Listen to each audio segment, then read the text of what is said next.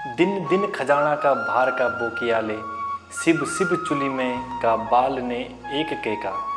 तदपि मुल्क तेरो छोड़ी ने कोई भाजा, इति बदति गुमानी धन्य गोरखाली राजा। नमस्कार, मैं हेमंत मेहरा और मंथन के इस एपिसोड में आपका स्वागत है।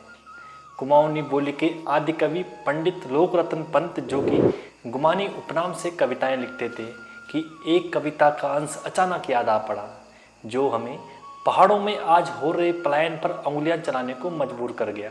कबीरदास जी ने कभी कहा था कि मसी कागज छुयूं नहीं, कलम गही नहीं हाथ।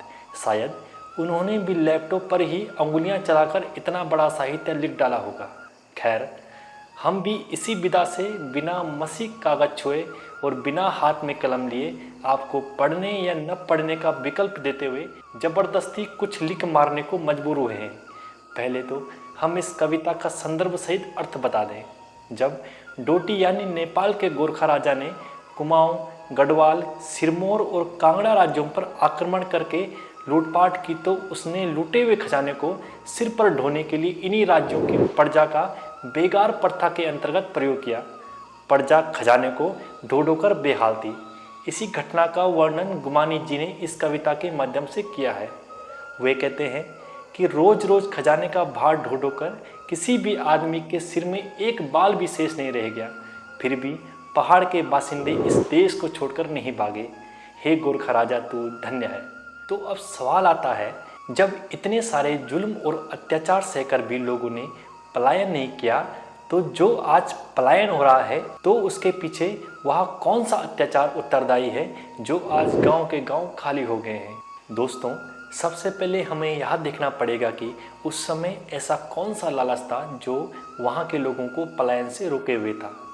वह कौन सी सुविधा थी जो पहाड़ वासियों को अन्यत्र उपलब्ध नहीं होती। इसका उत्तर भी गुमानी जी ने इन पंक्तियों में दिया है। केला नींबू अखोड़ दाड़िम दड़ा, नारिम आदो दही, खासो भात जमाली को कलकलो, भुना गडेरी गावा, चूड़ा सद्य उतियोल दूध बाकलो, घ्यू गाय को दाणोदार, खानी सुंदर मोणियाँ घपडुआ, गंगावली रोणियाँ। ये पंक्तियाँ तो आपको समझ आई गई होंगी। आप ठहरे उत्तराखंडवासी। दगड़ियों, पहाड़ में पर्याप्त मात्रा में जीवन यापन के लिए शुद्ध खाना, रहने के लिए मकान और मकान बनाने हेतु निर्माण सामग्री का आसानी से और बिना मूल्य उपलब्ध हो जाता था। पहाड़ की शुद्ध हवा, जो कि उनके स्वास्थ्य की रक्षा करती थी। उस समय पहाड़ के परंपरागत रोजगार का सम्यक वितरण था, जैसे ब्राह्मणों द्वारा पठन पाठन और पूजा पाठ, ज्योतिष औषधि संबंधी कार्य, और क्षत्रियों द्वारा कृषि कार्य, वैश्य समाज जो कि अल्प मात्रा में था, जिनके द्वारा व्यापार, और शिल्पकार, जिन्हें आज की धर्मनिरपेक्ष सरकारें दलित, अनुसूचित जाति, शोषित, अविकसित और भी न जाने किन किन नामों से पुकारती है। वे भवन निर्माण, दर्जी का काम, चर्मकारी, लोहकारी का काम करते थे, और कुम्हार का काम था तेल निकालना, ताम्रकारी आदि। मेला ढोने की परंपरा पहाड़ों में कभी नहीं थी।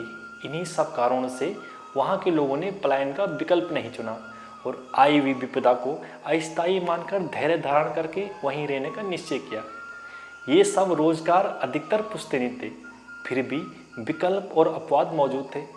उस काल में भी कई क्षत्रिय और शिल्पकार अध्यापन का कार्य करते थे, तो कई ब्राह्मण खेती करते थे और शिल्प काम भी अच्छे से करते थे।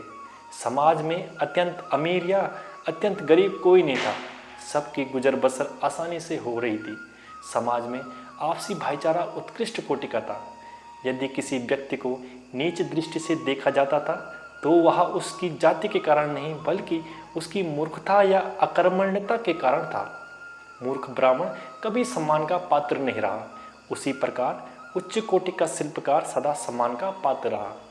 आज भी पहाड़ के 50 से 75 साल पुराने मकानों में की गई नक्काशी देखी जा सकती है। वैसे नक्काशी करने की कला अब किसी के पास नहीं है, बल्कि यूँ कहें कि लुप्त हो गई है। रही सही कसर तो 2 रुपये किलो गेहूँ और मनरेगा ने पूरी कर दी।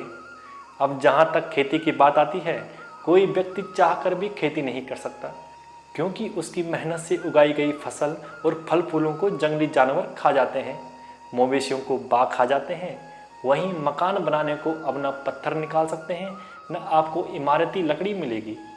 अपने खेत में लगाए पाले पोसे पेड़ को आप काट नहीं सकते।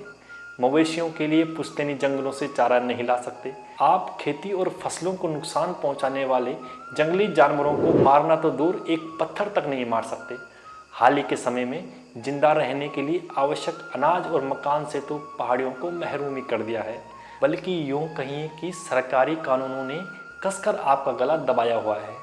पहाड़ में फलों की पैदावार के विपणन के लिए या उसकी प्रोसेसिंग के लिए कोई उपाय करने के विषय में राजनीतिक भाग्य विधाताओं ने कभी सपने में भी नहीं सोचा। हाँ, सड़कों का जाल अवश्य कुछ हद तक जरूर बिछाया गया है, वह भी इसलिए कि टेंडर से मोटी कमाई जो हो रही है। ले देकर पहाड़ वासियों के लिए स्वरोजगार का एकमात्र साधन गाड़ी चलाना रह गया, वह भी कितना चलेगा। हर बेरोजगार लड़का लोन लेकर गाड़ी खड़ी कर ले रहा है और फिर माँ के जेवर बेचकर किस्त भर रहा है। कितनी दयनीय स्थिति है कि आदर्शवाद भी अपनी अगली पंक्ति में व्यंग्य का शिकार है। तो आपके सामने कुछ उदाहरण प्रस्तुत किए जाएं, जहां 5 से 20 वर्ष तक मनुष्य को शिक्षा चाहिए, उसके लिए अच्छे स्कूल नहीं है। 20 से 60 वर्ष तक आदमी को रोजगार चाहिए, उसके लिए वहाँ कोई व्यवस्था नहीं है। 60 से ऊपर के आदमी को अच्छी स्वास्थ्य व्यवस्था चाहिए, उसकी तो दूर दूर तक कोई संभावना ही नहीं है। तो सवाल ये है कि अब वहाँ किस उम्र का आदमी रहे, क्या 0 से 5 वर्ष तक का? तो ये भी व्यंग्य का शिकार हो जाएगा, क्योंकि उसको तो माता पिता चाहिए। हमारे उच्च शिक्षित, बल्कि यूँ कहिए कि भयंकर शिक्षित नेताओं की तीक्ष्ण बुद्धि में इतनी सी बात नहीं आ पा रही कि पलायन रोकने के लिए किसी परमाणु शक्ति या नासा की आवश्यकता नहीं, केवल इच्छा शक्ति की आवश्यकता है। क्या इस पलायन का उपाय आपने भी ढूंढा है? खैर छोड़िए, उपाय तो कोई कथित बुद्धिजीवी भी बता सकता है, किंतु उन पर तो अमल सरकारें ही करेंगी, जो करेगी नहीं, क्योंकि आधे से ज़्यादा एमएलए तो सरकार को देहरादून, हरिद्वार और उधमसिंह नगर से मिल जाते हैं। थोड़ी बहुत पहाड़ियों की ज़रूरत पड़ गई तो 10-15 लाख में वो भी मिल ही जाते हैं। पहाड़ से पलायन केवल आर्थिक और सामाजिक दृष्टि से ही चिंता का विषय नहीं है, बल्कि सामरिक दृष्टि से और देश की सुरक्षा के लिए भी महत्वपूर्ण है। उत्तराखंड के 4 जिले उत्तरकाशी, चमोली, पिथौरागढ़ और चंपावत अंतर्राष्ट्रीय सीमा से लगते हैं। जरा सोचिए कि आने वाले 8-10 साल में यदि वहां से लोगों का पूर्णतः पलायन हो गया तो क्या हमारी सीमाएं सुरक्षित रहेंगी?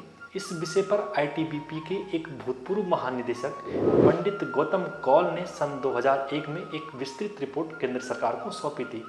लेकिन रिपोर्ट का क्या हुआ? जो कभी सार्वजनिक ही नहीं हुई, वह भी किसी डस्टबिन में गई होगी, या फिर अब तक जलाई जा चुकी होगी पहाड़वासियों के सपनों की तरह। इस पूरे मंथन में हमने आपके लिए कई सवाल छोड़ दिए हैं, बस जवाब आपको ढूंढना है। मिले तो ज़रूर बताना। तो आज के लिए बस इतना ही, फिर मिलेंगे किसी दूसरे मंथन में।